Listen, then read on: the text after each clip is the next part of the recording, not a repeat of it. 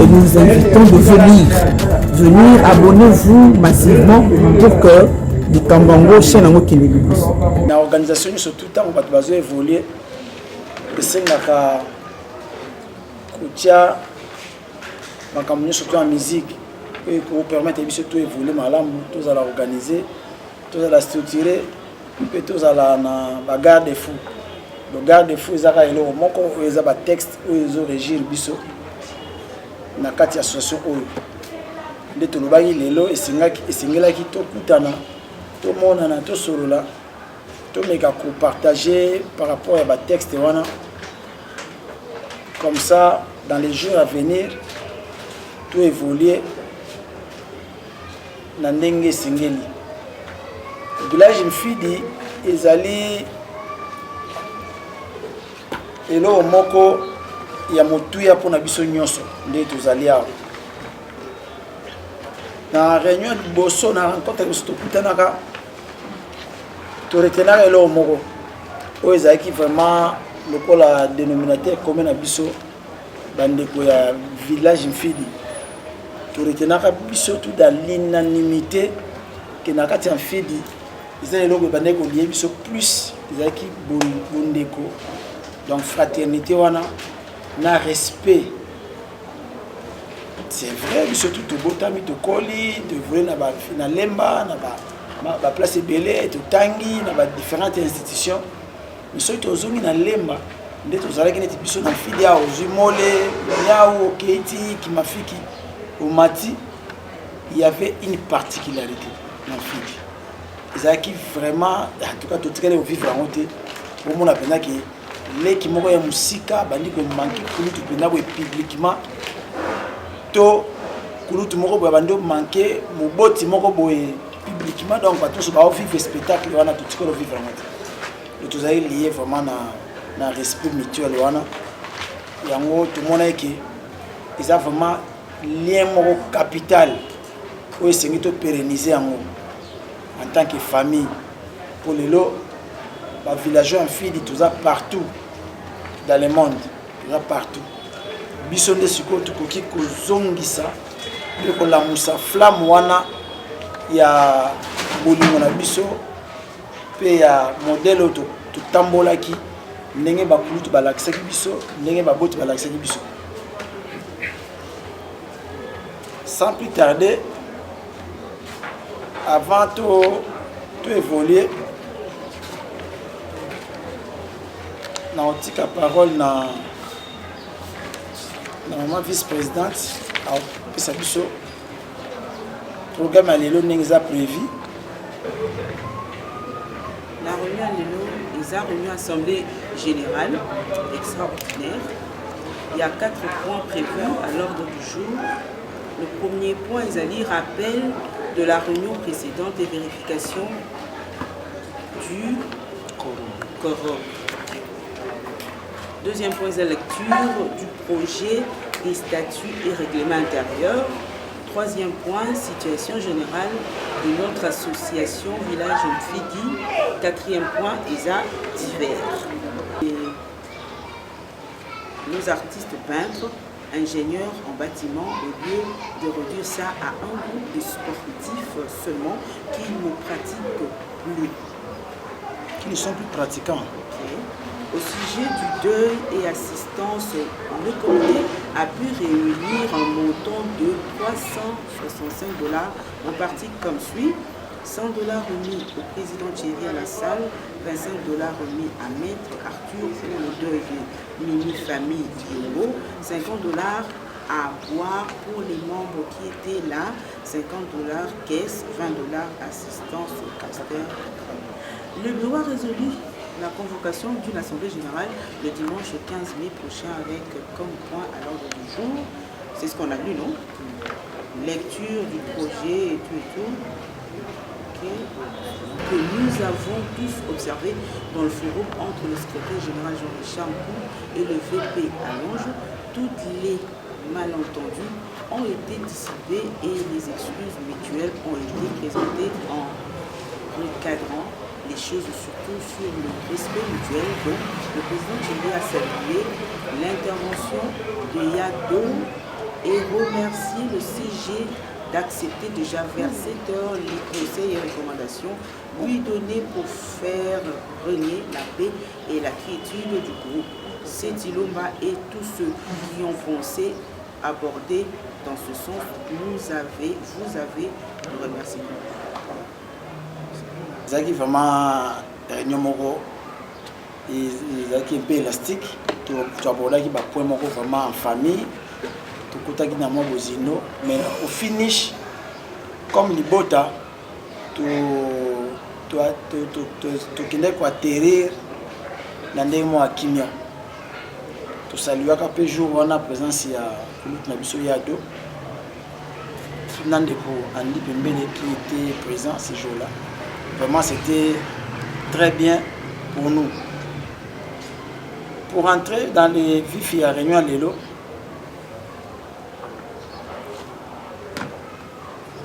tout procédé par rapport à la statut dans le règlement intérieur. Bandeko baza na mo expérience muke bayebi ke tu inventes la route souté, on n'invente pas la route pour nous ça va statut dans le règlement intérieur. Nous avons un texte pour les régir biso. Ce qui toqué na domaine net ya mine bonsoir. Ce qui net na domaine ya mine to kuta loi o ezo régir secteur wana so lingo ça la société minière au se référer na texte maire au parlement est adopté pour faire fonctionner ce secteur. Biso to na loi au régir biso loi 004 de 2001 yango les régir ba association ba église ndenge biso to zali awa loi wana ezali ko exister yango sengaka ko adapter ba texte na vision biso zana biso za village fini to kolesika moko ba msuba botami ba msusu basi bazali susu awate ba msusu bazali mboka mpaya misika msusu bazali pe na ntilelo ba résident awa lelo to mona ke bisanga oyo esengeli to consolider ba lien wana to adapter yango na ba texte oyo kosala ke to zala beaucoup plus makasi peut to fonctionner bien ata biso soki to zalité lobby bandeko ba kozala wana baleki bana bakulutu to continuer kaka na cheminement ya vision oyo esengeli sangisa biso ngala lingi poto kende rapidement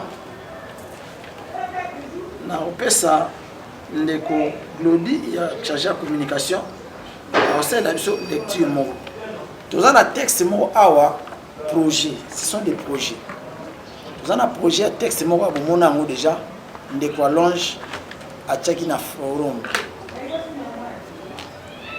et tous un texte mususu awa tous un texte mususu awa ezali oyo ndeko na biso Felek na biso seti lomba atindaki bon je crois que atcheki na forum te atindele ngai natalaki yango natangaki yango ezalaki pe malamu mais comme nga moko pe naza habitué ya domaine wana naza mutu ya domaine wana tosalaka ba statut toza na ba statut na préféré ki totangi texte oyo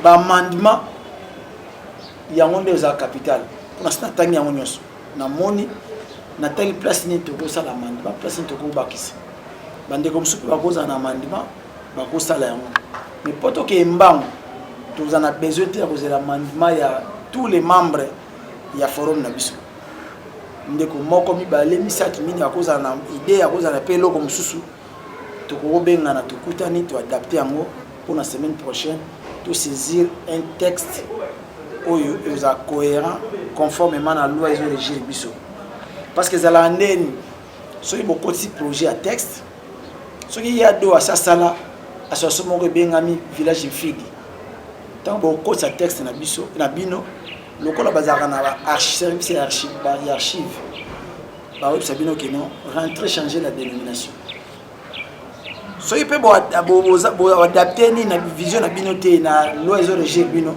bazongisela bino yango corriger bozongisa susu na badepense ya basaisie yango tozalaka beaucoup plus elingaka ntango tosisi texte na biso ezokota baningo bazalaka wana baservice wana ntango atali eleki mbala moko banotari yango biso comme toza mpe na avantage wana soki toadopte statut na biso toza na facilité ya kozwa baacte baninga bazali wana na chancellerie bakopesa biso baacte to remplir yango na baoyo bakorepresente structure na biso bacorrespondant officiel et puis to remplir annexe ya bamembre fondateur place elingaki nabeta sete lelo yango wana les membres fondateurs ya village Fidi ce sont tous les membres oyo tozali awa oyo tobandaki depuis ne bandeli ti tozali lelo awa na réunion oyo tozoconstituer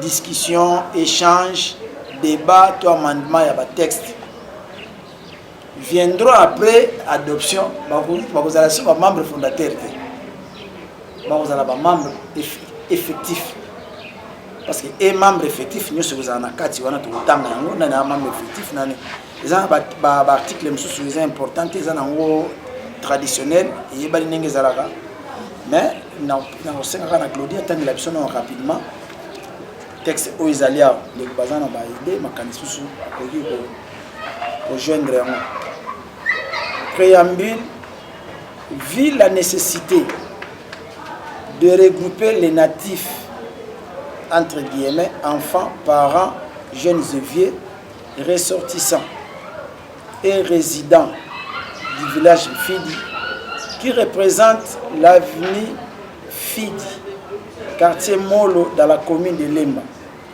Point virgule. Considérant les soucis majeurs de promouvoir et consolider nos liens d'amitié et fraternelle, seul moyen de pérenniser l'image des marques de notre chère avenue où que nous soyons. Point virgule. Conscient de l'importance de cette communauté qui regorge toutes les valeurs pouvant constituer un lobbying très important dans tous les secteurs dont chacun constitue un apport afin d'investir dans l'homme par la solidarité, entraide et fraternité pour un développement collectif. Point virgule. Vu l'impérieuse urgence de mettre en place une structure regroupant tous les villageois de Fidi, vu les dispositions de la loi numéro 004/2001 du 20 juillet 2001 portant dispositions applicables aux associations sans but lucratif et aux établissements d'utilité publique.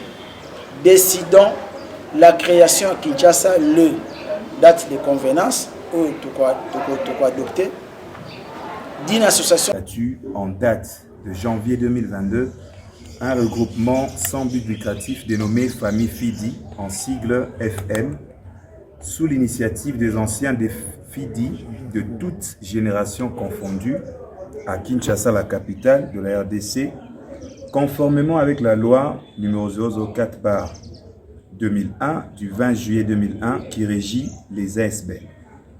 Article 2. Le siège social du regroupement Famille Fidi est sur l'avenue Fidi, numéro 5511, quartier Molo dans la commune de Lemba.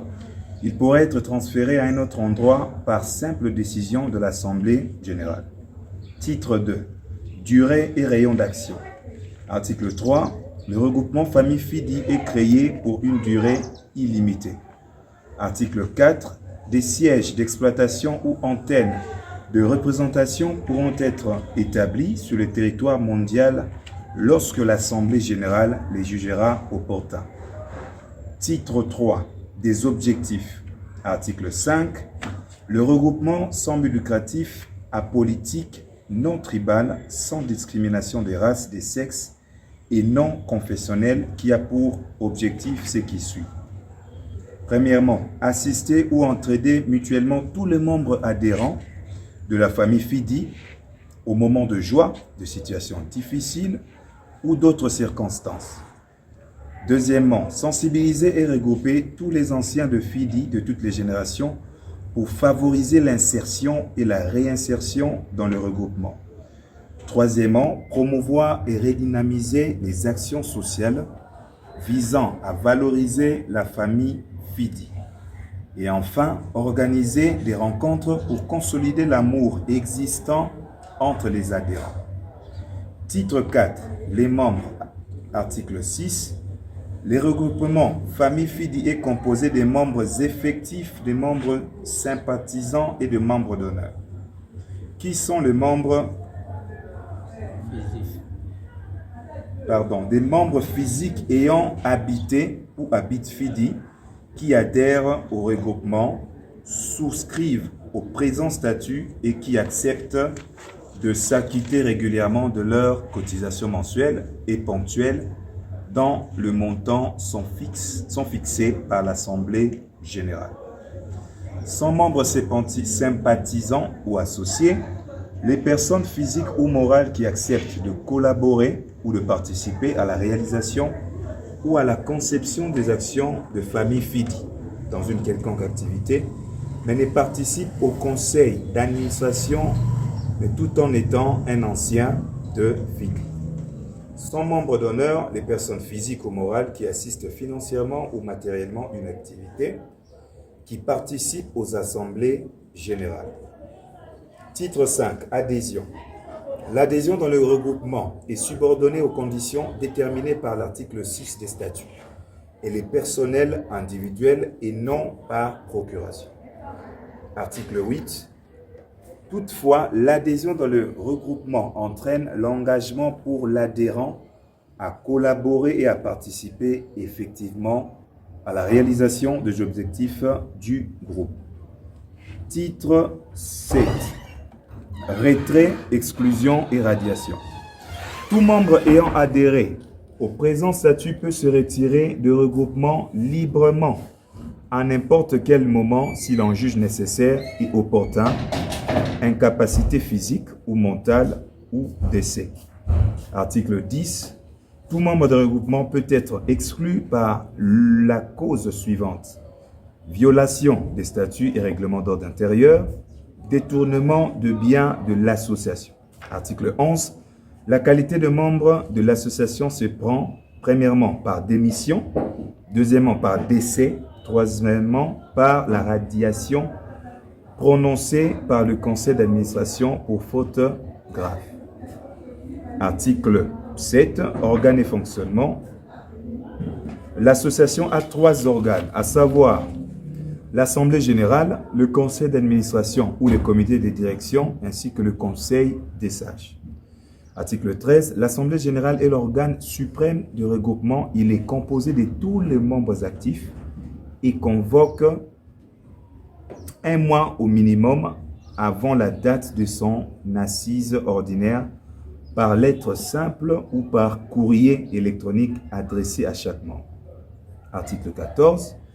L'Assemblée générale extraordinaire est convoquée avec les quant au mois de membres actifs pour statuer sur toutes les questions urgentes, pour modifier les statuts, pour ordonner la dissolution de l'association ou sa fusion avec toute autre association poursuivant un but analogue ou affiliation à toute union des regroupements.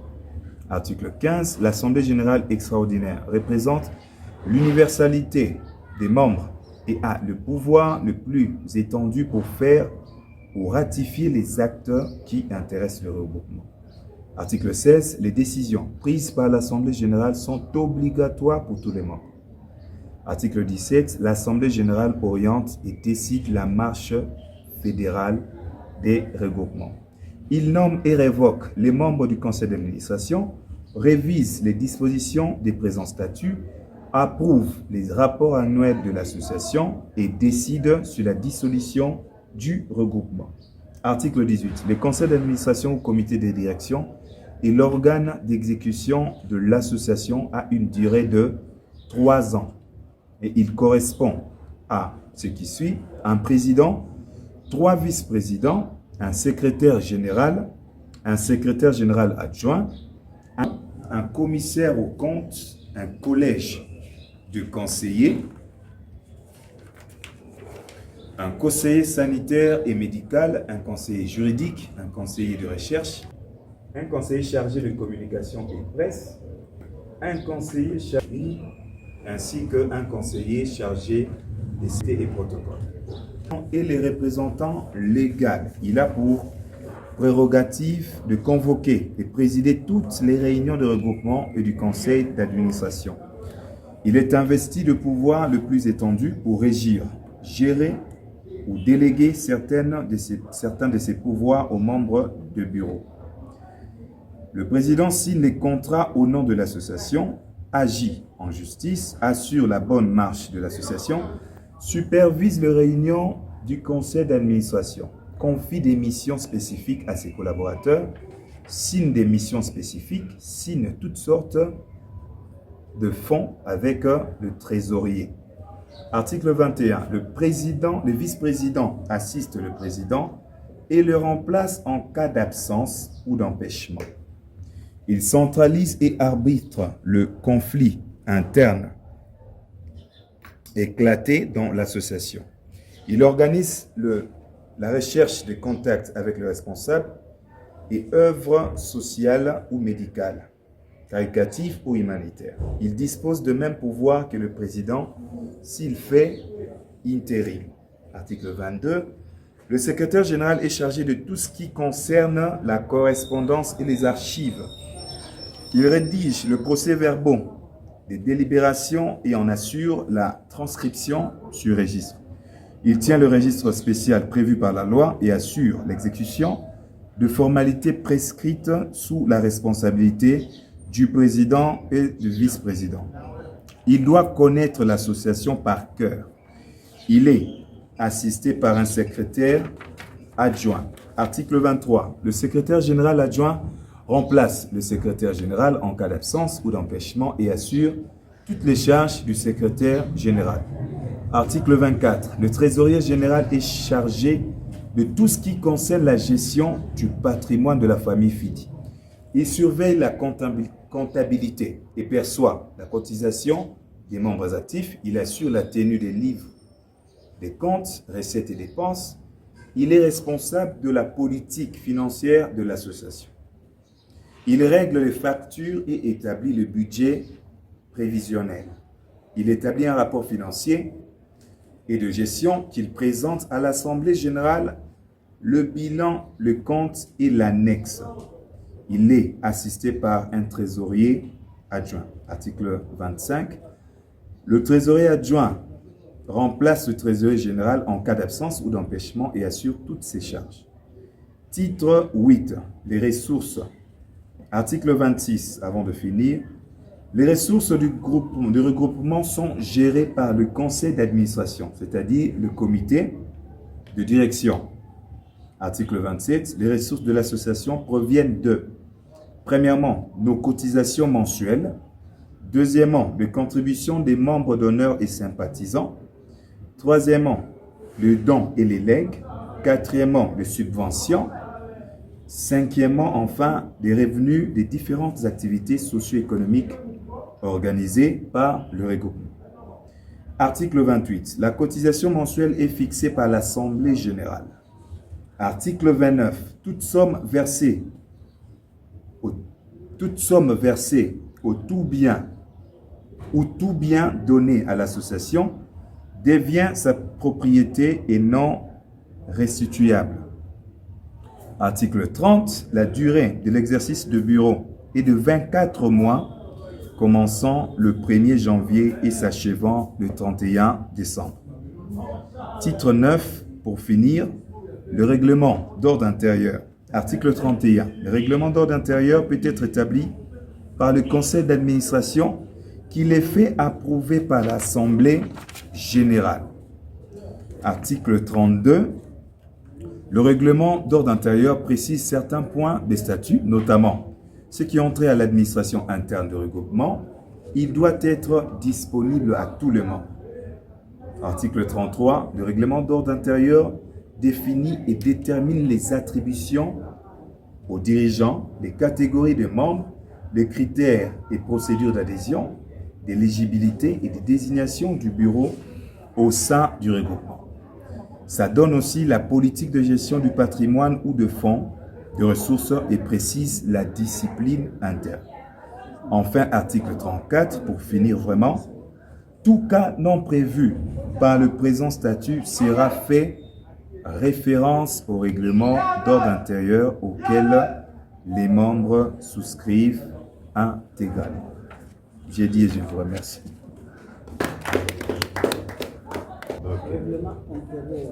Règlement intérieur. Chapitre 1. Les dispositions en général.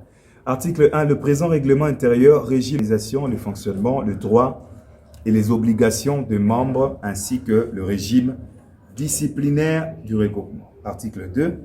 Les objectifs et champs d'action du regroupement sont définis dans les statuts par différents articles. Chapitre 2. Création. Article 3. Conformément à l'article 3 des statuts du regroupement FIDI, FM s'est assigné tous les objectifs repris à l'article 5 des statuts. Chapitre 3. Membres, devoirs et obligations. Article 4. Conformément à l'article 6 des statuts du regroupement FIDI, est constitué de 3 catégories de membres. Premièrement, les membres effectifs. Deuxièmement, les membres sympathisants. Et troisièmement, les membres d'honneur. Article 5. Et membre effectif, celui qui adhère à l'idéal et aux objectifs des regroupements et prend part aux travaux de l'Assemblée générale. Article 6. Et membre sympathisant, toute personne morale ou physique qui épouse l'idéal du regroupement et participe activement à son fonctionnement par sa cotisation régulière de l'Assemblée générale. Article 7. Et membre d'honneur, toute personne morale ou physique qui participe au fonctionnement du regroupement par des cotisations régulières. Il prend part aussi aux travaux de l'Assemblée générale. Article 4. Organisation et fonctionnement du regroupement FIDI. Article 8. L'association comprend 3 organes. Premièrement, l'Assemblée générale. Deuxièmement, le conseil d'administration. Troisièmement, le conseil des sages. Article 9. L'Assemblée générale est l'organe de conception des délibérations. Elle est convoquée au jour, lieu et heure indiqués par le comité directeur. Les membres sont informés au moins 1 mois par avance de la tenue de l'Assemblée générale par voie d'annonce médiatique, affichage ou par le moyen de plus fiable. Tout membre empêché peut se faire présenter par un autre membre du regroupement. Article 10. Conformément aux dispositions statutaires et présent règlement intérieur, la convocation de l'Assemblée générale ordinaire se tient chaque dernière semaine du mois en cours. Article 11. L'Assemblée générale porte un cadre du jour qui est préparé par le comité directeur. Elle délibère sur matières qui ont notamment la validité ou la validation des membres, de mandats de membres du comité directeur, l'adoption des calendriers des activités. Elle interpelle le comité directeur. Les 2 tiers des membres sont requis pour que l'Assemblée se tienne valablement. Article 12. Le président du regroupement préside les réunions de l'Assemblée générale, soit ordinaire ou extraordinaire. Il a la police de débat. Il accorde et retire la parole aux intervenants. Il soumet des questions aux voix. Il annonce les résultats de vote et les décisions positives ou d'empêchement. Ces attributions sont dévolues à son adjoint. Article 13. Tout membre peut, avant ou après la réunion, demander la parole ou motion. Toutefois, il n'y a de motion que lorsque le président fait la synthèse pour clore les débats ou lorsque la procédure de vote est déjà engagée. Article 14. Nonobstant le fait que l'Assemblée générale extraordinaire obéit aux mêmes règles de tenue que l'Assemblée générale ordinaire, elle est convoquée par le président ou sur demande de membres effectifs. Article 15. Les assemblées générales ordinaires et extraordinaires se tiennent au siège social du regroupement. Article 16. L'organisation matérielle de l'Assemblée générale est confiée à la personne chargée des relations extérieures qui détermine le budget de la rencontre avec l'approbation du secrétaire général. en dehors des cotisations qui sont obligatoires et fixées par des plénières au prorata temporis de l'année civile pour être reconnus membres effectifs du regroupement.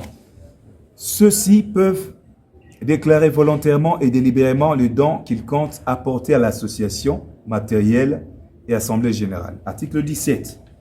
À la fin de chaque mandat, l'Assemblée générale met en place une commission électorale chargée de l'organisation des élections à tous les niveaux, sauf les membres du bureau du Conseil SAP. Article 18. Avant les élections, le président de la commission électorale rappelle aux membres de la disposition du règlement intérieur relative aux élections, reçoit les candidatures, procède aux élections séances tenantes et publie le résultat. Article 19. Le président de l'association, en cas d'empêchement ou d'absence, est remplacé par le vice-président. Il veille à l'exécution des décisions de l'Assemblée générale. Article 20. En plus de ce qui est défini aux dispositions statutaires de l'association, le secrétaire général gère le patrimoine de l'association, procède à la gestion de l'appréciation de demandes d'adhésion. Il reçoit les rapports de coordination de projets et transmet cela au comité directeur. Article 21.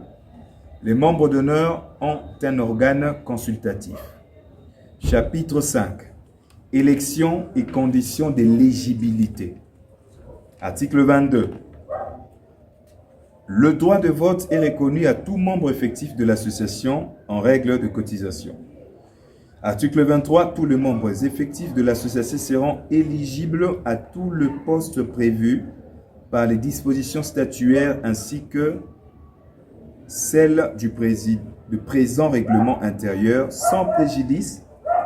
Toutefois, le poste du bureau sont qui reviennent de droit du comité d'admission. Article 24. Les conditions d'éligibilité aux divers postes du comité directeur sont les suivantes. Premièrement, être membre effectif du regroupement FIDI tel que défini par les statuts et les règlements intérieurs. Deuxièmement, jouir de droits civiques. Troisièmement, justifier des connaissances suffisantes dans le domaine de la gestion des associations sans but lucratif. Quatrièmement, disposer des qualités et des capacités intellectuelles et morales adéquates.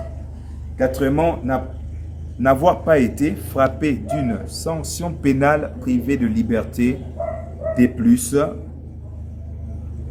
pour la réalisation des objectifs du regroupement. Enfin, dévoué à la cause du regroupement, le vice-président, le secrétaire général, les autres doivent justifier d'une indépendance financière étant donné que leurs prestations ne sont pas onéreuses. Chapitre 6 pour finir, le régime disciplinaire. Article 26. Le non-respect manifeste des statuts du règlement du regroupement ainsi que les obligations qui en découlent expose l'auteur aux sanctions suivantes. Rappel à l'ordre, amendement, blâme et exclusion définitive. Article 27. Le rappel à l'ordre et l'avertissement est en cas de 3 absences successives ou retard répété aux réunions convoquées par le président. L'amendement est décidé contre tout membre qui se présente avec un grand retard aux réunions dont il a reçu l'invitation. L'amendement s'évalue et chiffre à un quart du montant sur la contribution mensuelle et due avant la tenue de l'Assemblée générale. Le versement de cotisation est effectué auprès de la trésorière générale contre un reçu daté, scellé et signé par elle. Mérite un blâme au détenteur du matériel de regroupement qu'en fait un usage abusif ou détournement à ses propres fins. Ces comportements entraînent l'exclusion définitive et récidive. L'exclusion définitive prononcée en cas de faute lourde, détournement de fonds et biens d'immoralité, de soutenir la cause de l'association, la suspension frappe à tout membre traduit en justice pour des faits à l'égard duquel ou absence justifiée va au-delà du raisonnable. Article 28. Toutes les sanctions sont prononcées par le président ou son vice en cas d'absence ou d'empêchement. Chapitre 7, article 29, de ressources. La création de regroupement n'est pas assortie d'aucune constitution du capital. Article 30. Les ressources d'association comprennent le montant du droit d'entrée et cotisation, de subvention de l'État, de tout organe public ou privé, national ou étranger résident, manifester son intérêt pour les activités de regroupement, le don et les legs, ainsi que le revenu des biens propres d'ordre d'autosuffisance. Chapitre 8, les dispositions finales. Article 31. En cas de conflit entre les dispositions des statuts et celles du présent règlement intérieur, les premières s'imposent. Article 32. Toutes les matières non réglées sont, soit par le statut, soit par le présent règlement intérieur, sont tranchées conformément à la loi qui régit les ASP. Fait à Kinshasa le 15 mai 2022. Fin de citation. Merci. Ok, merci beaucoup. Avant de sa parole dans l'Assemblée, on a relevé, moi, je fais c'est important. D'abord, sur le plan à fond, la disposition ils sont conformes na mode de fonctionnement de l'ASBEL. Biso mokonde assemblée awa nde tozana pouvoir ya ko amender pe ya ko bakisa automoni ezaliti. D'abord na okende sur le plan ya forme, ya fonte ya forme. Sur le plan ya forme ezali eloko moko ya gravité to ko adapter kaka ndenge ba texte ya ba ASBEL est fonctionnable.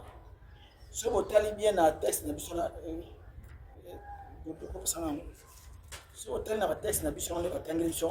on commence par titre 1, création, titre 2, durée. Donc sur le plan de la forme, il faut adapter en kaka l'engue singeli. Et comment titre 1 des dispositions générales. Nous sommes dans le chapitre 1. Chapitre 1, de la création, virgule, de la dénomination, du siège, de la durée, du rayon d'action. Après, tu continues l'article au Batangeli Bisso. Article 1, 2, 3, 4. Place où tu peux apporter amendement, tu manifester, tu ne peux pas mairie à côté de la Bisso message, tu peux évoluer. Avant tout, les canaux, toilettage. On a précisé le mot. Tant que tu as la toilettage à texte na biso, place nyonso to ko bando koma famille fidi. Tout entre guillemets famille fidi. Donc tu famille fidi en sigle FFM. Tu bando ko toujours ASBEL. Monsieur tu as ASBEL. Si tu as ONGD, ONGD. Tu bando ka FM ASBEL. Les associations multiplicatives. Ils ont modification mécanique à gravité. Ce qui est auquel sur l'article 3. L'article 3. Les regroupements famille fille est créé pour une durée illimitée. Je crois qu'ici, maintenant, pour à la date de la légalisation. Durée illimitée, ils ont pas signé les bandes. Donc, ils vont mener pour Nango pour le légaliser. Quand tu signes un acte, où il y a un acte notarié, là tu vas tenir compte, il y a pour Nabiso, il y a durée illimitée. Sur l'article 4, dans l'article 4, des sièges d'exploitation ou antennes de représentation pourront être établis sur le territoire mondial lorsque l'Assemblée générale les jugera. Place Oyo, to modifier en article 4. famille FIDI, donc FM Asbel, étend ses activités sur toute l'étendue du territoire de la République démocratique du Congo. Parce que dans le fonctionnement de Bisso, avant de parler dans le Banda, la loi est prévoir dans le fonctionnement national. Mais dans il y a un article qui prévoit article, il y a une antenne, il y a une représentation. Donc, il y a une modification qui est grave. Après, tu rencontres dans le chapitre 2. Chapitre 2, nous allons parler des objectifs de la devise et de l'emblème. Pour fonctionner, ceux qui ont la devise, ceux qui ont l'emblème. Nous avons proposé une image. L'artiste l'homme a travaillé en haut. Mais tout le monde a dit malam. Ceux qui ont une modification, on doit se prononcer. Ceux qui ont une là parce que jusque-là, en tout cas, la image est aux 500. Ceux qui ont ça, on a élément ça pour Bakissa, à Bakissa. Dans les cas contraires, tu dois adopter en haut, tu dois coucher en haut en termes, il y a pour définir l'emblème. Tu sais qu'après, artiste Francis, après ça me fait moins explication, on va y expliquer le logo en Ezali, tu peux cette explication en haut, tu dois coucher en haut dans le texte na biso. Devise na biso, je crois que le bango chaque fois, on a évité ceux qui on appelle biso en haut. Vous appelez devise entre le respect, et voilà. Tu dois adapter en haut. Et vous avez la devise na biso pour écouter la wana. À part wana, pour continuer l'article pour battre les biso.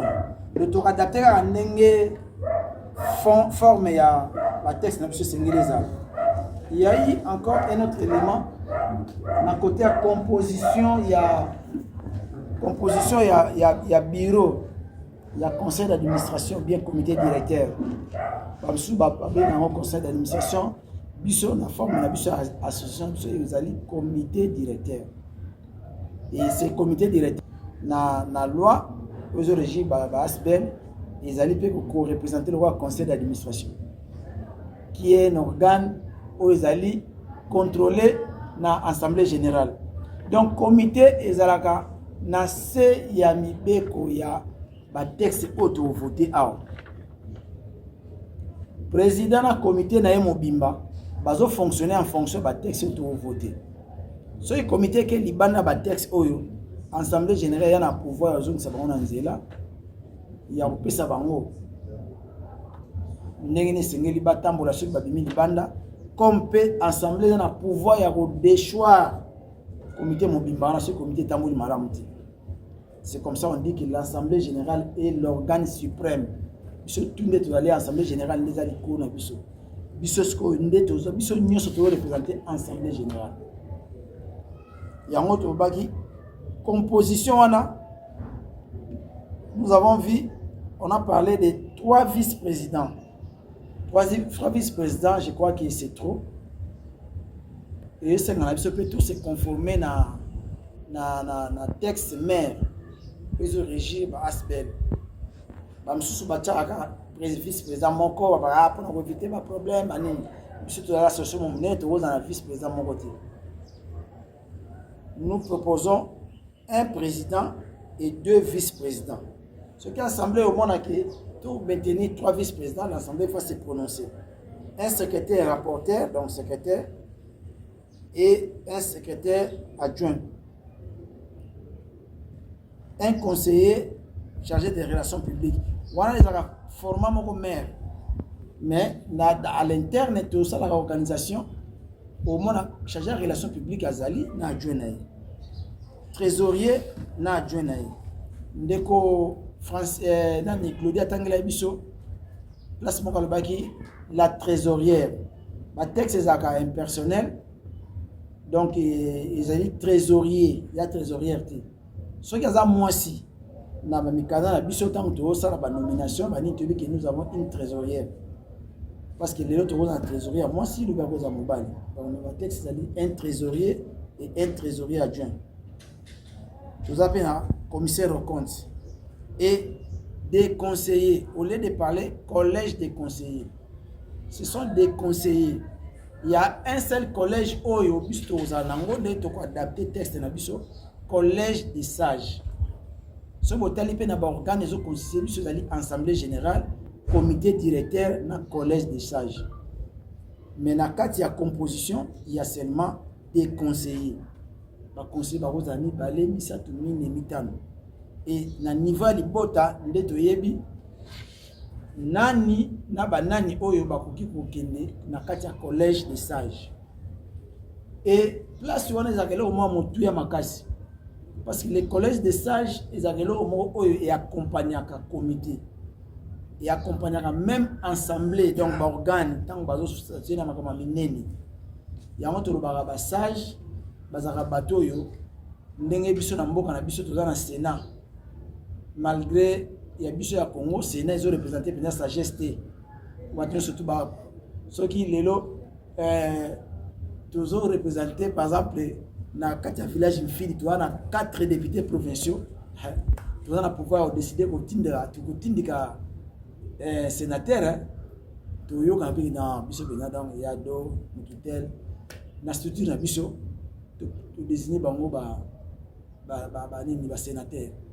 Parce que tous les députés provinciaux na structure moko songolo yango moni ki to se retrouver na moto a singilité azala sénateur azana sénateur zana no réalité à Congo peut-être comme un jour ne balobaka séné zo représenter penza sagesse mboka mais biso awa ba sage to ko sala ngona ndenge ya luyenge te na ndenge ya sentiment te et puis ça va pas problème ya élection te. C'est la question ya boanya na conscience. Parce que mutu boye a mérité aux la sage. Mutu muso ko zala azali na moins de 60 ans, azali sage. Muso ko zala ana plus de 60 ans, bo fani pena boye na ni bino ba kambi, bo fani bitete. Ndeko soki to tient na collège des sages, ba ko tchamo mbini na mbili. Vie peut-être tempérament na ye peut-être que boy na boy mais biso na niveau ya comité na biso to désignaka déjà to cooptaka déjà ya do comme sage na kati ya structure na biso et na composition ya comité oyo to présenter lelo tant to ko se réunir tant to ko bana se retirer dans un bref délai nde e ko permettre biso ensemble na ya do to zalana o to ko benga collège des sages. Tout temps là pe bande comme sous na bande zeka poto pesa ambiance ya eloko ngo poza biso nyoso tout maintenant na ndenge tozo kende yo senga biso ezala ana mboka ezala libanda mutu biso ko za libanda to tali pena bo to solo penza en aparté que non ndeko boya zo mériter à cause la paix na kati ya collège des sages. Donc c'est un peu ça pour ezaka structure moko ezaka capital pour esenga esungaka comité na makambo belé parfois ceux qui ba problème sur les ko les camarades. Donc voilà moi ba amendement na niveau na ngai ezalaki na otika parole na assemblée mutu na mutu azana eloko ko bakisa ko loba amendement ou bien proposition ou bien idée la parole est en assemblée. Quand ba texte tant to sala adoption ba statut to se référer à kana ba texte mais on a béni loi 004 et 2001 au régime ASBL association. Tant que tu as la composition il y a comité na biso. Tu as un pouvoir même il y a kotia conseiller chargé ya sport. Conseiller chargé à question féminine to genre. Mais na kati ya texte ko ezali adapté na la loi. Toko tia ba fonction surtout on a dit ba kozong c'est ba rejeter pour pléthore on est réparatera awate mais la composition légale officielle il y a comité aux alliés officiel toko ko bakisa ba poste mususu ya kana OK ni il y avait 4 points inscrits à l'ordre du jour et tant que si na point de bosso tu intervenir les 3 autres points. Moi, j'aurais voulu que tu épuises le sujet et puis chacun d'entre nous intervient où il y a à retenir comme besoin pour l'association. tous les cas directement dans le troisième point, donc famille Fidi. Dans le troisième point, sur le plan général, Tolobaki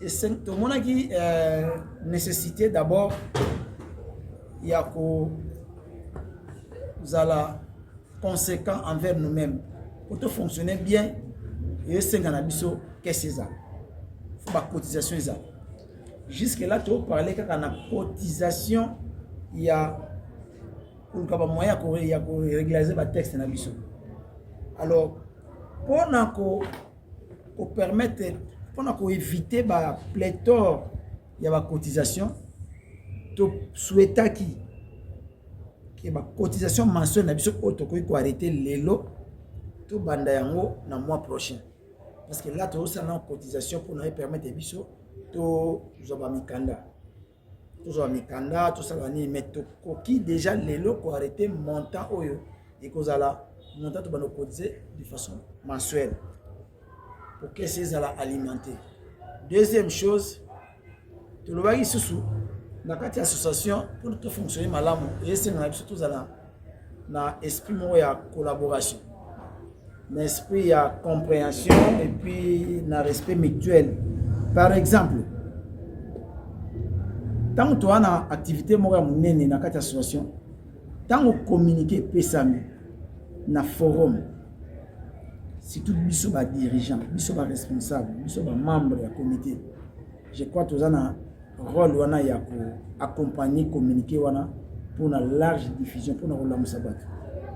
Et ça vraiment malamu mingi pensate quand il y a un communiqué important, aussitôt qu'il est communiqué directement ce qui va suivre makambo yo peut-être ko effacer même importance à comité ya communiquer wana.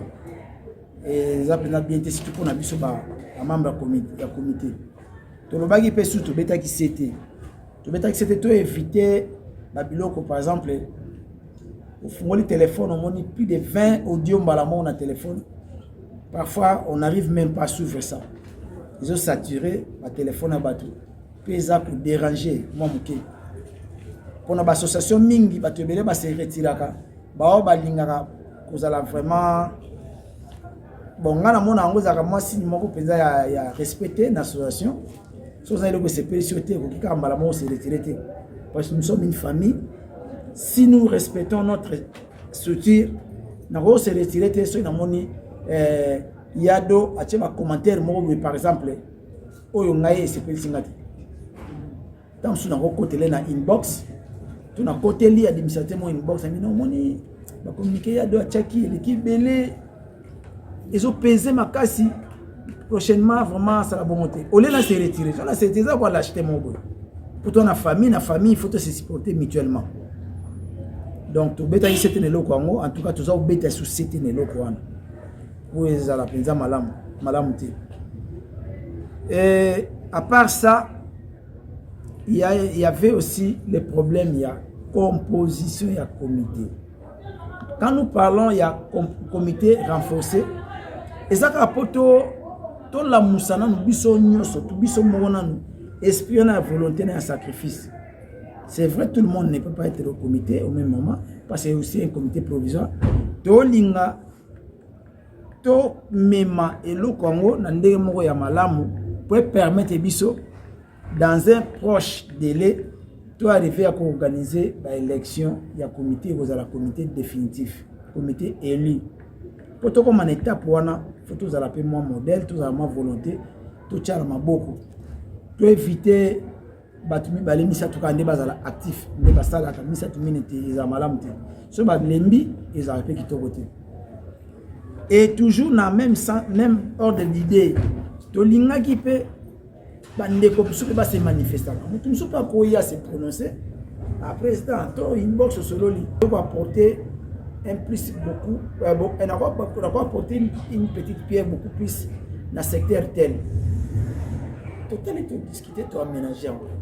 Tu as un comme ça, tu as un comme il soit bien que non. Place tel, non, on a appris à l'est, on a mis beaucoup de la place. Ça arrive. Ça arrive. Il y a un autre monde qui a renforcé le comité. Et dans ce sens que ceux qui ont un programme en réunion, ezalaka mutu moko te nde azalaka chaque fois wana ya kosokipe na maboso abeli soki janto abeli eza ndenge yango tolingi bao baza na protocole basungani amo kobengi na janto lokola oza beaucoup plus permanent côté wana couvrir nga na eloko boye ça c'est différent vraiment to me kotana ndenge toko travailler na niveau wana yango moni to betaki sete na likambo wana et tolingaki pe tozala na mwa respect wana to éviter la bloque ko blesser bato na ko profiter na eloko moko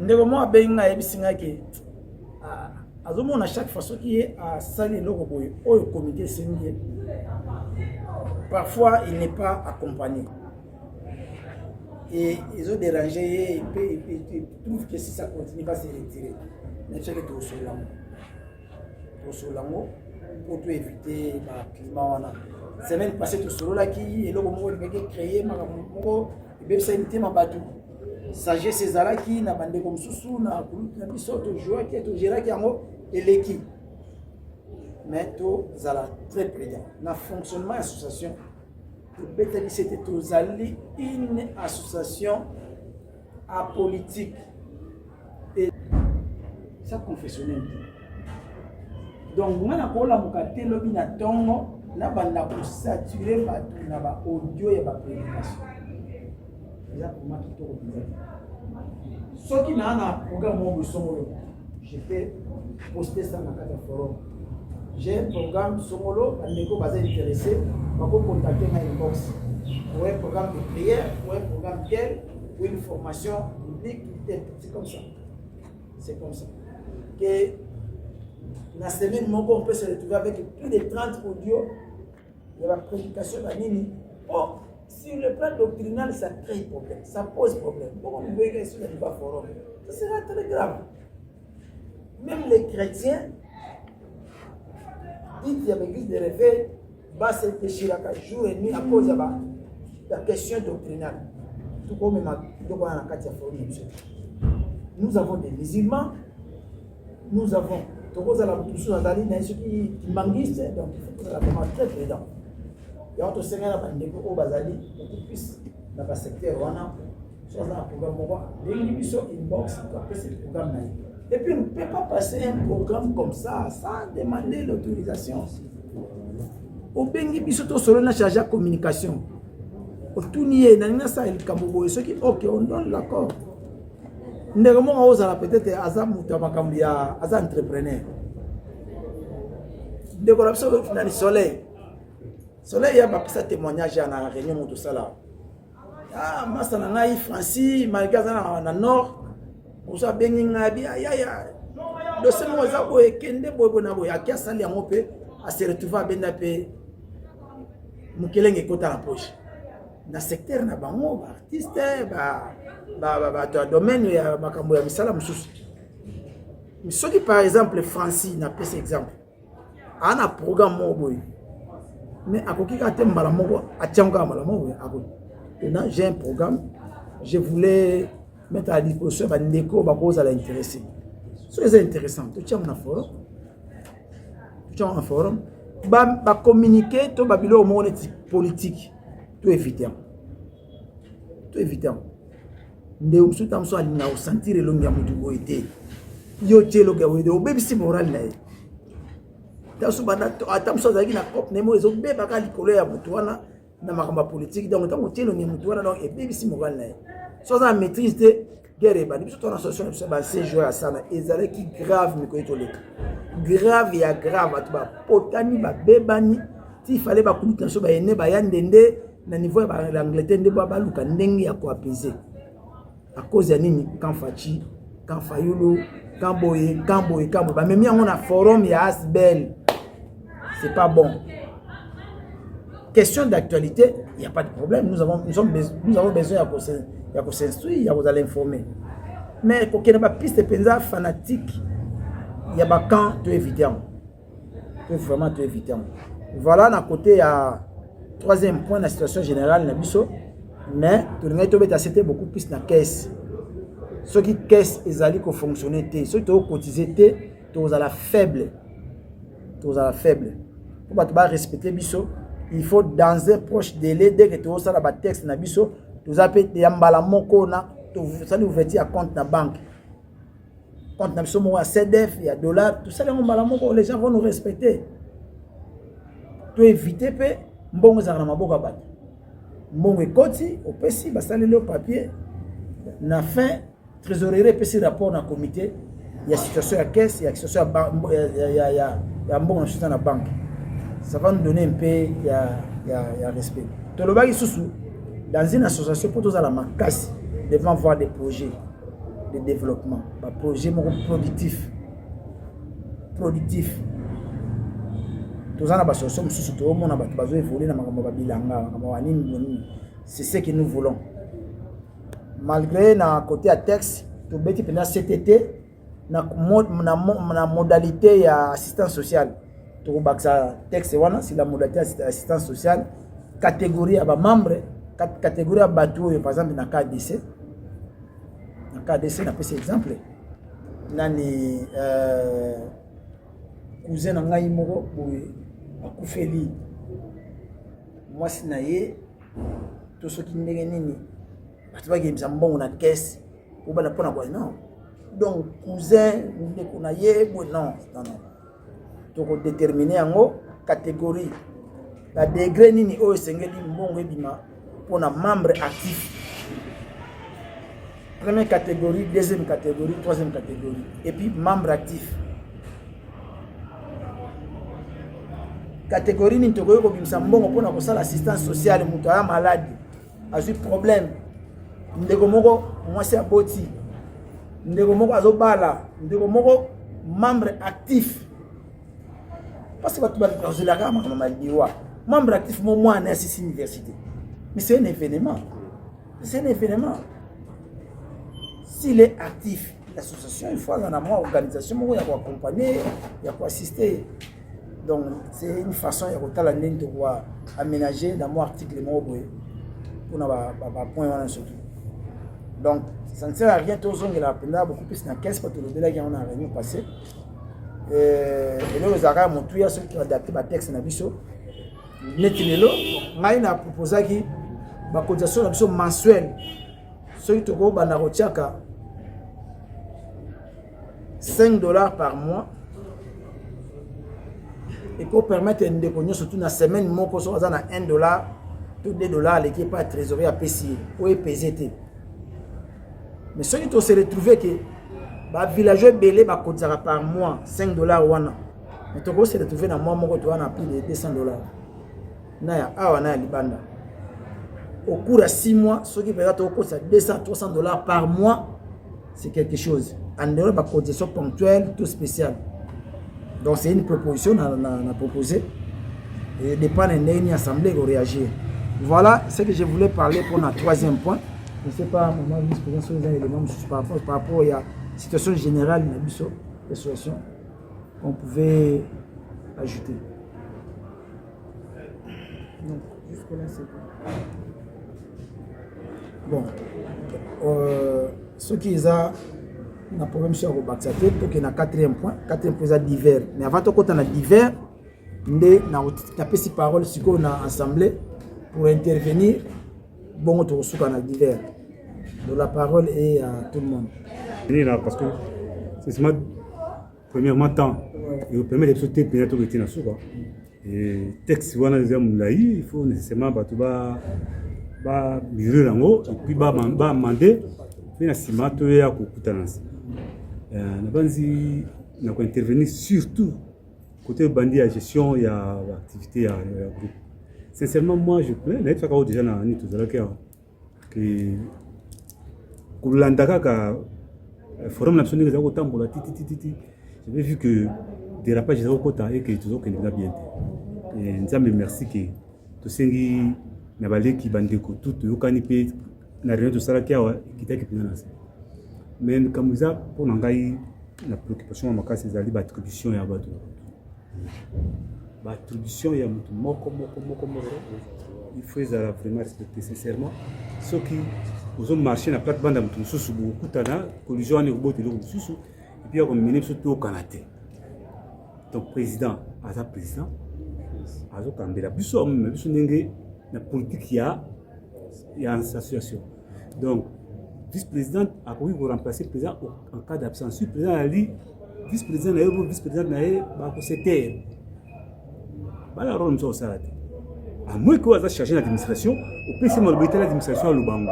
Oyo aza ko ta table sociale, au PC mo social à Lubango déjà parce que ils ont la maîtrise, on dit la maîtrise. Donc dans ces cas, on peut passer une caisse. C'est comme ça que tu au tambo. Parce que nous tous surtout ça surtout ça va pas. Nalanda kia wa nani comment Abidal. Alors zoé banane za la comité té na zo tambola té qui fait quoi? Na bano za la gité. Et puis pour recadrer qui est bien la réponse au ça. Les soucis wana il faut aller bien de l'avant, il faut communiquer avec les autres parce que les autres ont été tous absents na kate perdement. Na la otala ngona musika na soma ne zo tambola. Ils ont kitoko tam sous les lobby na baleki nango tozali pe ya génération nga ata ba tuna tikala bango na ngonika baoka bande comme ça ba kufile kwa ba wita kenda ba so ba voyager banini mais la grande partie des gens ba sauter alors tant na bino bo réussir ne loko boye il faut tout simplement maboko pour ikendeli boso.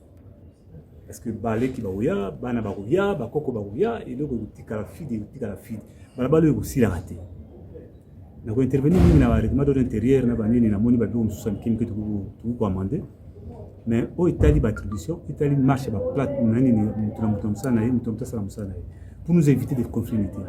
Compréhension na yo, ça compréhension tam sous ya vice-président na haute.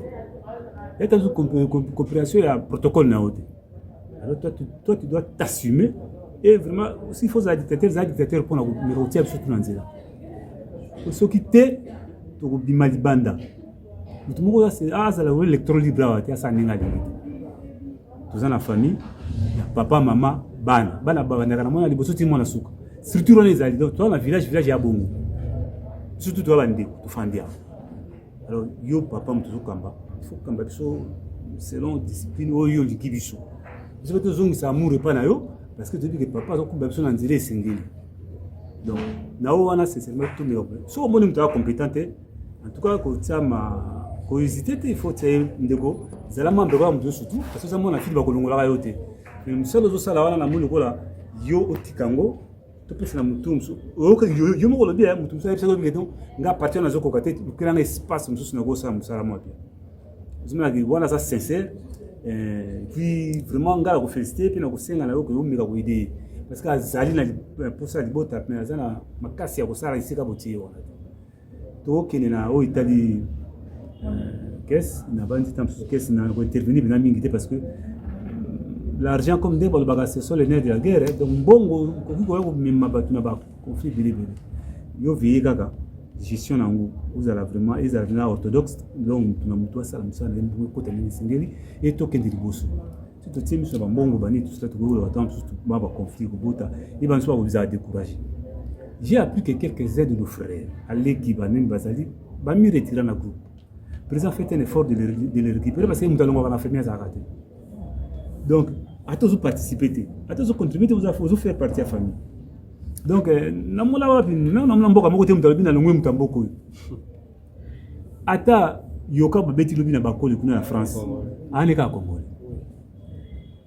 basoni na lingala bango mbale basoni na lingala après coup abunda kapena Congolais muso avambo basola kapena sunungala ba mwana mai yo Afrique no ngapi ata totiki kin musika tuzulu na yoka bango na kana kiloso nous on a babio kana sila ka tete ndeko bande tozana bana ba comportement bizarre. Nous sommes gérés bien, nous sommes gérés bien. Assemblée générale en fille de à la 20. Assemblée générale en fille de à la Pango et Tondi. Nous sommes tous en Damboui. Les hommes, Corum les a atteints. Comme Corum les a atteints, tu peux aussi jeter. Mais nécessairement, tu peux ticater, il faut avancer, il faut te siéger. Il faut te siéger. Tu aussi, le Cambo, il y a un cassi, il y a un kanda. Tu es conforme à l'État. Là, on peut voir autre chose. Voilà, dynamique, voilà, volonté, nous allons passer. On va mettre le comme pour donc, les lots, contribution dans les affaires. Ceux qui règlement de l'intérêt, ils ont un gars qui a la PDF sur le téléphone, il va bien le téléphone. C'est ma fille qui m'aide le plus pour qu'on ait mon téléphone. Là, ce qu'on a, Donc, ce que c'est que naluka nakotawa nakonuka nakolanda et puis na ça amendement na kati na kokate. Ce que ça sur papier, moi en moins de 24 heures je termine. Donc et puis tindi ba tikelio ba tika na secrétariat va transmettre. Vous avez ce que ça on a kati na za difficulté au salon. Et donc ça on a ni remote d'intérêt na mona ki zangaki. Mais yo moko na moni sur bana des autres pisi ba point ya compléter na kati tout ça. Il y a trop il y a côté na kati na point moi mike kota ko eko kapeza eko ko fanta so ki tutambana. Alors comme to comme butu makasi et que ta oyo permettre tout ça débat dans sa motion il y a yo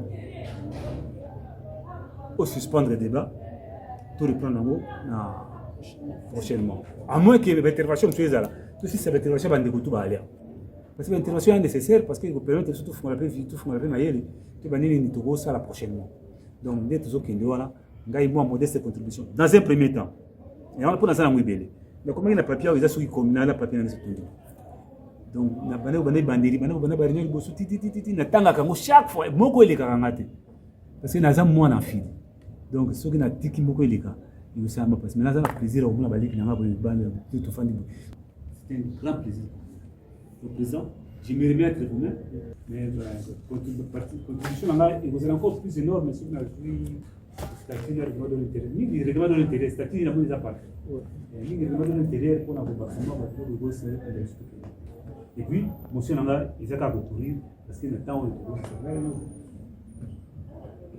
en tout cas merci beaucoup Yado na rencontré penza intervention na yo avant de réagir na motion Yado na osenga na assemblée s'il y a quelqu'un qui veut intervenir à réagir mbala moko bongo to avancer et na sa position na ngai na motion Yado parce que ils sont vraiment très capital na landi nyoso lobby dans une entreprise dans n'importe quelle organisation et l'opinion esenga di bosso c'est l'administration. So l'administration a bien les abaclés. Ce que les autres s'imbattent. Parce qu'il faut mettre l'homme qu'il faut à la place qu'il faut. Pour ça, on n'a pas sentiment, mais tout ça, ceux qui ont réussir, il faut mettre l'homme qu'il faut à la place. Vous comprenez? C'est ça. Après, il y a une organisation, il y a l'autre tout ça. Ce qui et là qu'on est aussi battu tout ça battu dans sentiment mais tout ça battu on va s'engueuler selon ma compétence le na balobi moto ya ma casse oya koko za vraiment mieux placé c'est lui qui a des compétences so moto na ba compétence te bo cha pour na sentiment ou bien pour la figuration donc faut chercher celui qui est capable. Il y a aussi une administration. Aujourd'hui, on a parce qu'il y a une mauvaise administration. C'est vrai. Il y a une mauvaise administration. L'administration a vu ses atteintes. Il y a un moment où jouer. Bon, nous avons la politique, mais nous avons le rôle de l'administration. Donc, on a tout ça dans le cadre de l'administration. Donc, tout ça, les hommes qu'il faut à la place. Conseil pour plus à Kayangwa. Pour réagir d'abord à l'intervention il y a deux, puis la motion et d'ailleurs j'adhère parce que dans une situation telle que nous tous dans la famille Fidi, tous avons besoin pour évoluer et pour avancer. Les lots, tu suspendre le débat, tu ouvrir le débat dans la prochaine réunion ou tu communiquer incessamment. Na forum na batunyo surtout et vous appelez malamu na prochaine réunion na la violence na ba collaborateurs tous a déjà na ba texte statut na règlement un peu ma modification na saisi avec non moi exemplaire moi déjà ils à l'après bien que tu retiens sur na PDF Mais il y a d'autres déjà exemplaires comme il va vendre, puis ça va être comme ça déjà. Maintenant, et là, vous avez bon, c'est vrai, ça va être comme ça, vous va empêcher, tout ça, tout ça. Mais, et c'est un abysse, mon esprit à volonté. De moi, le bagage, mais abysse, tout ça peut mener à toujours été. Tu musika, il y a deux banines, comme toujours avant. Et puis attends. C'est une question de volonté. Donc, la prochaine réunion, pour continuer le débat, il y a amendement, il y a adoption, il y a statut règlement. Pourquoi? Parce que tout ça est obligé d'avancer. Si tu as un texte, c'était pour avancer. Donc, c'est comme ça.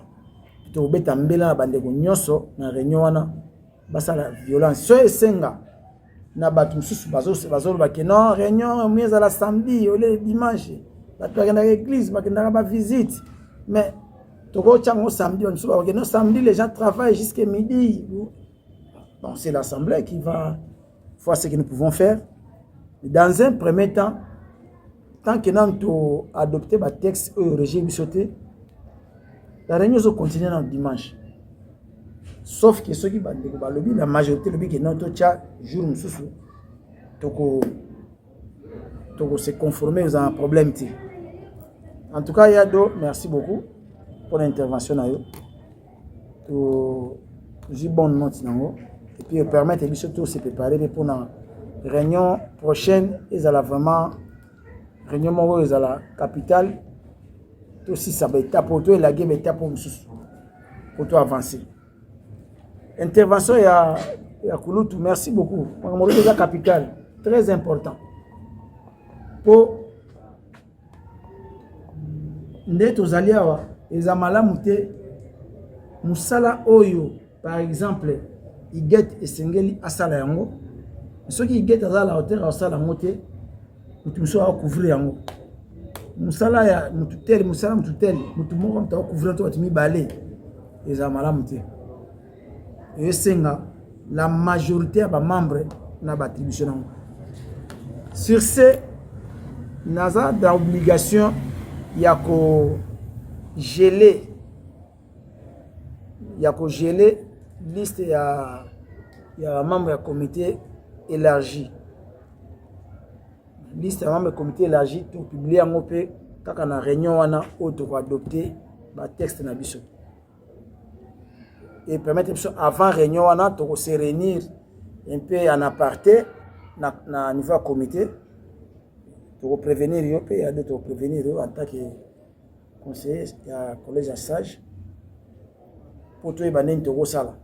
Nous allons encore échanger par rapport à la tâche na attribution parce que c'est très important to linga to sala yango pour to la musabatu ba s'impliquer. Mais ce peut être un peu quand on singulité et quoi porter biso pe qu'il faut la place qu'il faut. Il y avait un comme ça vraiment disponible à la volonté. Il suffit il y a pour encadrer et il y a pour fonctionner dans les pays. Donc c'est un peu ça. On a assez tout ça déjà dans divers et puis comme les côtés. Parole les gens à montuno surtout aux gens qui ont le bako le bapoto qui ne to chiter to clôturer tu vas déjà dans cette obscurité les alana aspect à sensibilisation depuis qu'on a commencé des réunions des assemblées boy mon nombre de yado autoloba ils a vraiment nombre virtuel ils est belé il y a pas physiquement à Kinshasa et quand on essaie de réunir les gens ne viennent pas. Alors j'ai essayé de mener une analyse. Pourquoi les gens ne viennent pas? J'ai trouvé certaines réponses que j'aimerais nous proposer. Qui a cette capacité. Et ce qui fait que c'est faible en termes d'atteindre tout le monde. Déjà, de bouche à l'oreille, ça ne se fait pas. Ça ne se fait pas. Résultat, il y a un moyo, tout ça mouké. Je proposais au-delà, il y a Facebook, il y a WhatsApp, il y a groupe Nabiso. Si on peut, pas nécessairement le charger, on peut en parler entre comités. Nous avons un numéro, il y a Orange. Nous avons un numéro, il y a RTL. Nous avons un numéro Vodacom. Si on peut élargir ça dans le style, il y a texto. Moi, je prends l'engagement de faire de courts messages. Ce texto, nous avons un mégaté à mon angle. Si on envoie la veille, il y a réunion, et ça, le Kemutoria. Et deuxième proposition, ça va dans ce que vous avez dit tantôt. Si un communiqué officiel, et ça, la photo Koutana, si on est des messages, il y a à appuyer. Que vraiment photo ça, le président Loïbo, que Serguet, et qu'on attirer Batou pour que ça nini, s'intéresser dans le Cameroun. Parce que les Cambouya, on ne communique pas dans un forum virtuel comme on parle comme ça. Oh, et le ça passe ça, c'est pas tout le monde qui connaît comment on le fait. Il y a d'autres qui écrivent dans le groupe, qui envoient des notes vocales dans le groupe comme on parle quand on se voit. Alors que ça fragilise. Si vous remarquez qu'il y a un groupe, on va rappeler. Il y a un message qui sur un message de 1060. Pourquoi? Pour Batou, Batang. Et ce n'est pas tout le monde aussi de Balotang avec bloc comme il a. Soit Monica Bongo et déranger. Normalement, je proposerais au-delà, il y a WhatsApp Kaka. Et même si on peut, ceux qui sont physiquement moussikatés, à la veille de la réunion, vendredi, lequel est tabat?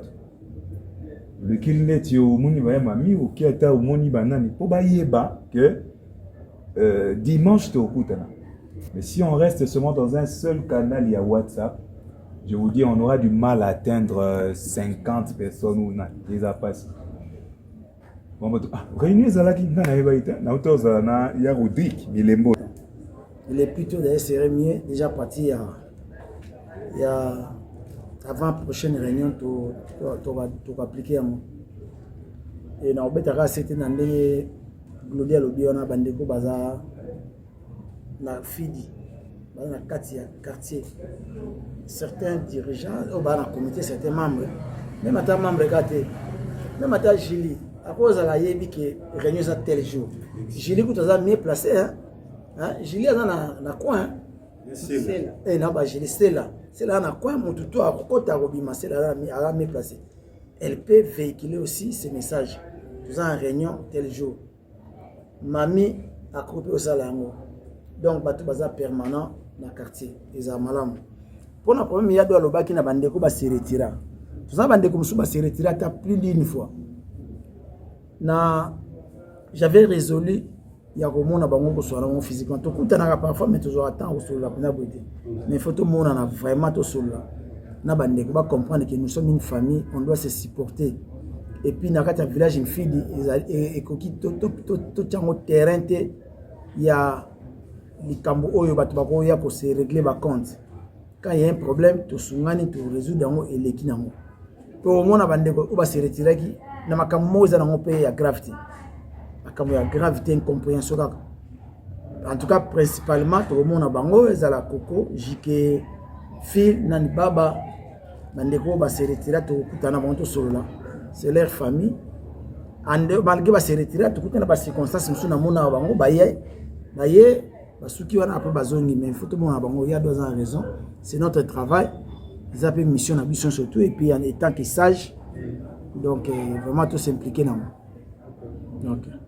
en tout cas na sepeli pour la présence ya mutu surtout réunion to bani avec to bani largement en retard réunion to ko na 16h15 bien 20 on passe à 17h. C'est ça le retard makasi tout ça là effort il y a pour changer moi habitude douane. Bandeko ba été ba ça les fois fournir effort prochainement tous à la surtout ensemble. La famille Fidi ngana ndeko bazo tuna ngai. Kulutu mo boye une autorité a tuni ngalobi.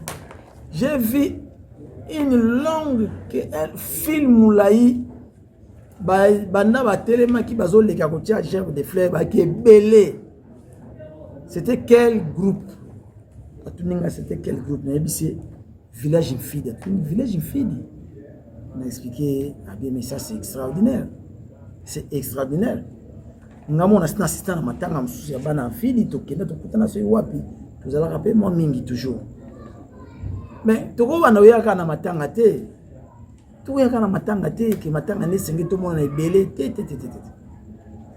tout ça l'effort tout améliorer tout aménager tokope okanga maboko te tozela ti bon totala esika ya do esika akomeka koapporte Pierre na ye tozela tika totala esika président Thierry oyo bakosala to bango bao bakendaka wana so tomoni c'est bon nde toye te c'est notre famille c'est tous surtout tozali ndenge moko toza appelé à apporter petite pierre na biso na ngonga oyo po tozala makasi donc sur ce réunion lelo to clôturer yango.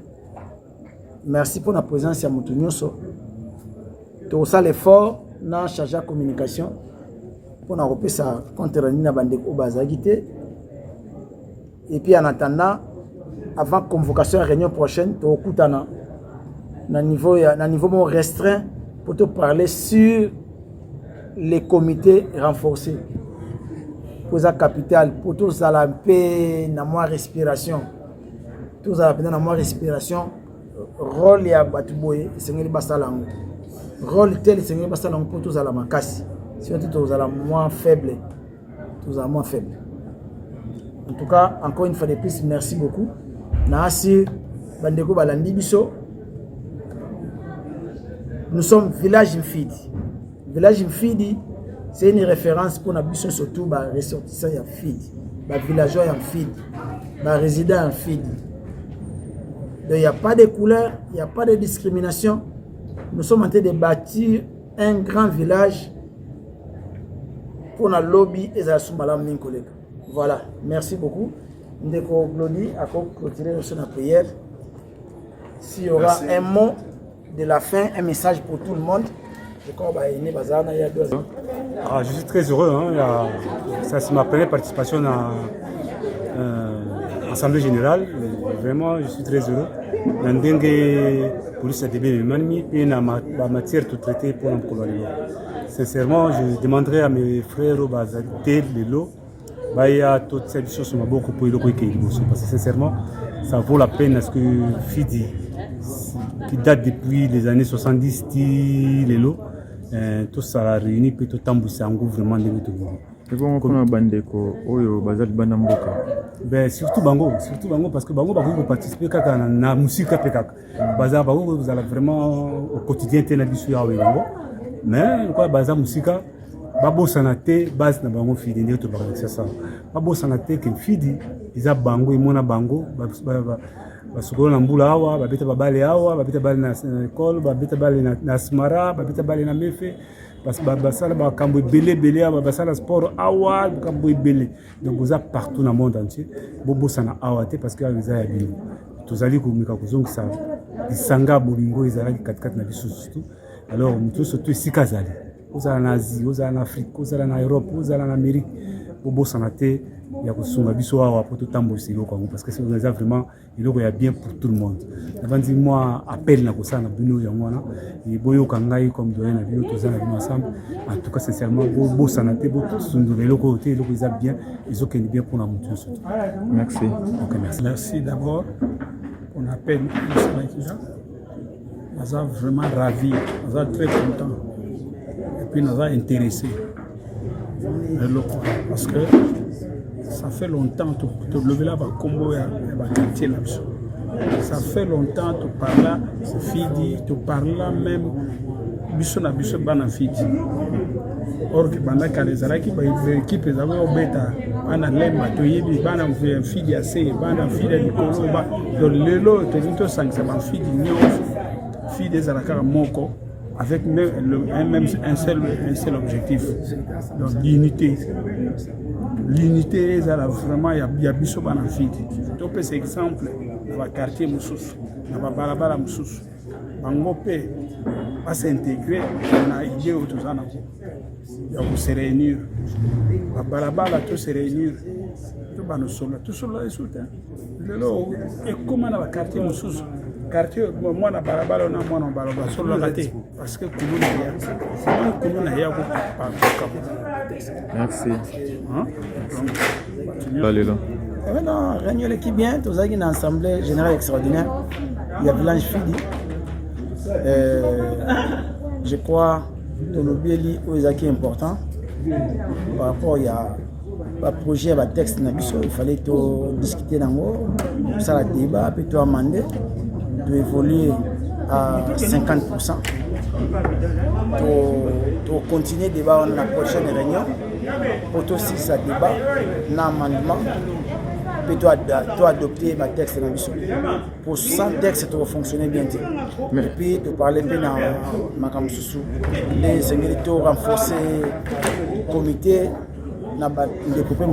disponible pour ça pour accompagner le comité et le village Fidi. Mais apparemment, moi, je vais vous dire ouais, bon.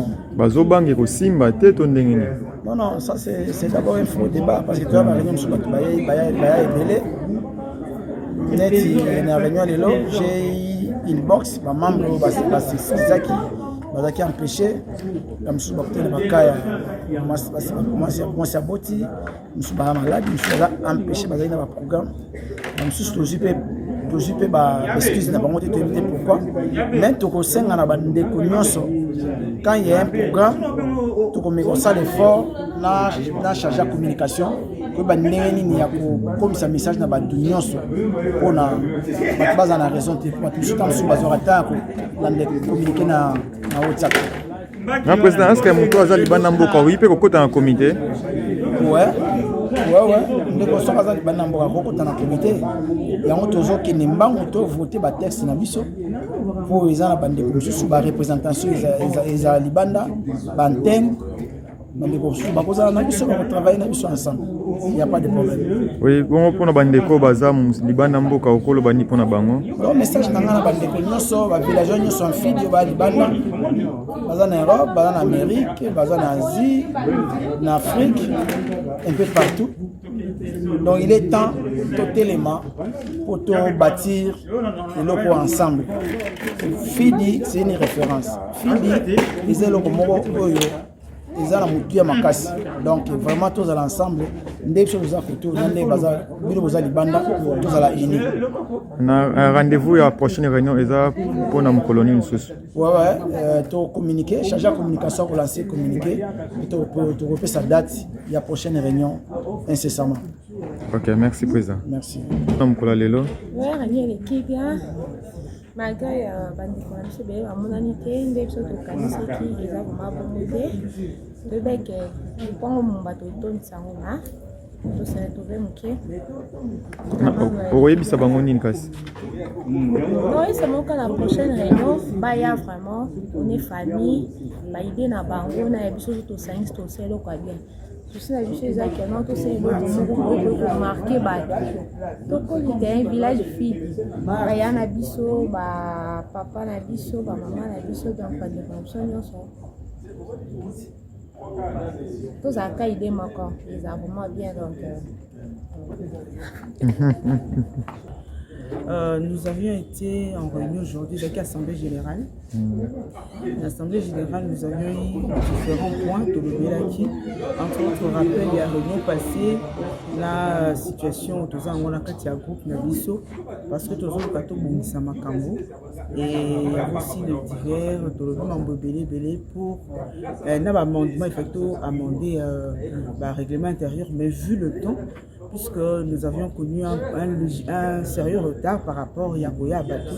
Des salis que tout ramener ce qu'on devait en principe finir aujourd'hui, tout ramener dans la prochaine réunion. Mais du moins, nous avons été ravis pour toute personne qui s'est pointée à Yaki et nous demandons à ce que tous ceux qui sont intéressés, c'est-à-dire au village Fidi, à Zoli Kambon, ils ont été à Zemi, à la disposition, il faut pour que Amemazem n'ait jusqu'à ce qu'il soit accouché. Donc, le Cambo peut dire village fait des abonds. Bissonio surtout, mais on a mis pour que tout mon résultat malunga dans les futurs proches. Voilà. OK, bandeko bazali banamboka message na bango ezani. Na bandeko bazali banamboka nous qui sommes ici sur place, mais comme ça là, ce que nous pouvons faire, et nous aimerions aussi pour ceux qui sont à l'extérieur, se manifester. Par exemple, au travers les réseaux aussi, ce n'est que ce moyen-là pour communiquer facilement avec eux. Participation à Bango.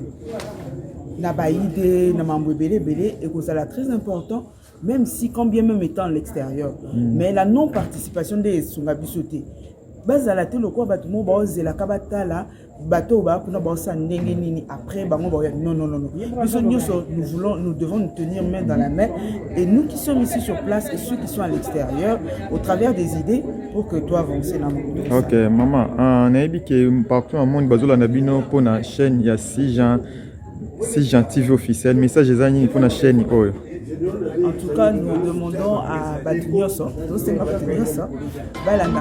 Oyo, parce que c'est une chaîne qui communique, ils ont communiqué, ils ont moyen de communication. La chaîne Oyo, ils ont fait Sabino, message, que ce soit non seulement de l'association Infidi, mais aussi la communication, il y a autre sorte d'association, ou bien tout ce qui est communication au travers de cette chaîne, donc on peut s'avoir confiance, on peut sa message, et puis voilà. Bon, attaque quelques mots, au bazolanda biso, on va s'abonner les sous. En tout cas, de partout vous vous trouvez. Ça devient la chaîne Oyo. C'est une chaîne crédible, je pense. Hein? Oui. C'est une chaîne crédible parce que nous s'accrocher parce que nous voyons le travail qu'il fait. Nous disons que c'est crédible et nous vous invitons de venir. Venir, abonnez-vous massivement pour que les Kambango chaîne qui les. Merci, on va merci.